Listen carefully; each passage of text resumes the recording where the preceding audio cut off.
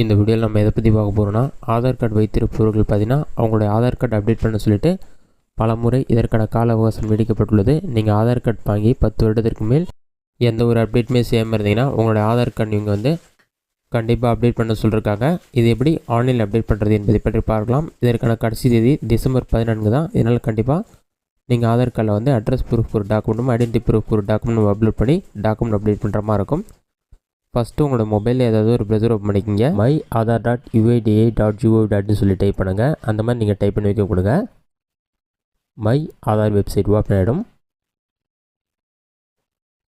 Open ஆன பிறகு உங்களுக்கு இந்த மாதிரி நிறையா ஆப்ஷன் ஷோ ஆகும். நீங்கள் ஜஸ்ட் பாட்டமில் ஸ்க்ரோல் பண்ணுங்கள்.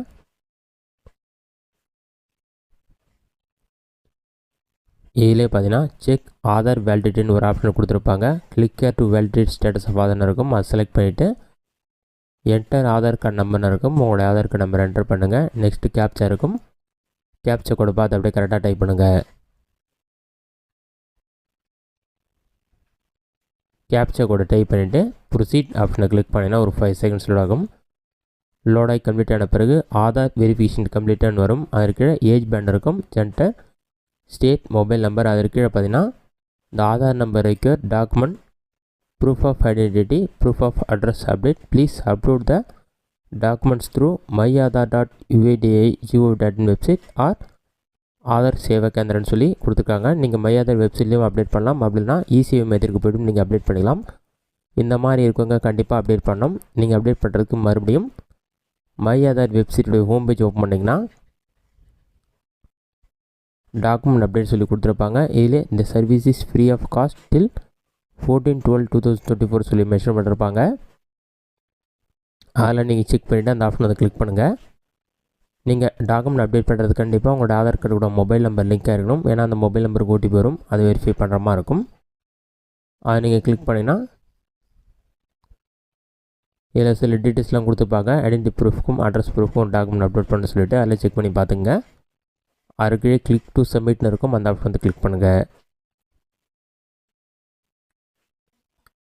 நீங்கள் கிளிக் பண்ண ஒரு 5 செகண்ட்ஸ் லோட் ஆகும். அதுக்கு வந்து என்டர் ஆதார் நம்பர் இருக்கும். உங்களோட ஆதார் கார்டு நம்பர் என்டர் பண்ணிவிட்டு கேப்ச்சா கோடு இருக்கும். கேப்ச்சா பார்த்து கரெக்டாக டைப் பண்ணிவிட்டு லாகின் வித் ஓடிபின்ற ஆப்ஷன் வந்து கிளிக் பண்ணுங்கள்.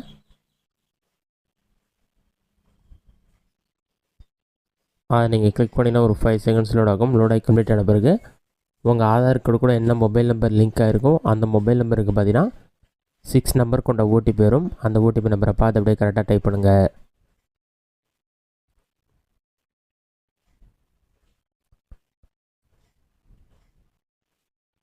ஓடிபி நம்பரை டைப் பண்ணிவிட்டு லாகின் ஆப்ஷன் வந்து உங்களுக்கு ஷோ ஆக ஆரம்பிச்சிடும். நீங்கள் லாகின் கொடுத்தோன்னே ஒரு 5 செகண்ட்ஸ்லேயே வந்து லாகின் ஆகிடும். அதன் பிறகு ஃபஸ்ட் எடுத்துனே வந்து டாக்குமெண்ட் அப்டேட் சொல்லி ஒரு ஆப்ஷன் கொடுத்துருப்பாங்க. அந்த ஆப்ஷன் வந்து செலக்ட் பண்ணுங்கள்.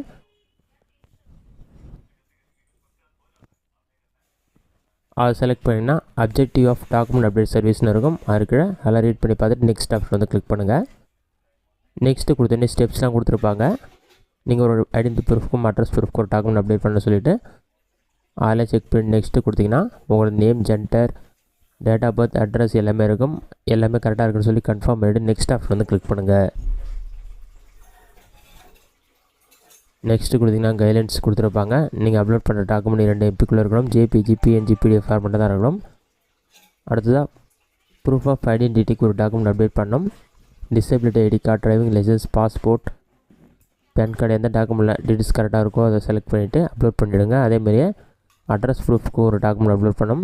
Allotment letter, disability ID, electricity bill கடைசி 3 மாதத்திற்குள்ளே பே பண்ணதாக இருக்கணும். அதில் அட்ரஸ் டீட்டெயில்ஸ் கரெக்டாக இருக்கும். அந்த மாதிரி டாக்குமெண்ட் வந்து கரெக்டாக அப்லோட் பண்ணிவிட்டு நெக்ஸ்ட் ஆப்ஷன் வந்து கிளிக் பண்ணுங்கள். அதுக்கு முன்னாடி ஹியர் பை கன்ஃபார்ம் அந்த ஆப்ஷனை டிக் பண்ணிவிட்டு நெக்ஸ்ட்டு கொடுத்தீங்கன்னா ப்ரீவியூவாக ஷோ ஆகும். எல்லா டீட்டெயில்ஸுமே செக் பண்ணிவிட்டு சப்மிட் கொடுத்தீங்கன்னா உங்களுக்கான டாக்குமெண்ட் சப்மிட் ஆகிடும். அதன் பிறகு 7 to 15 டேஸ்க்குள்ளே அப்ரூவல் கொடுத்துருவாங்க.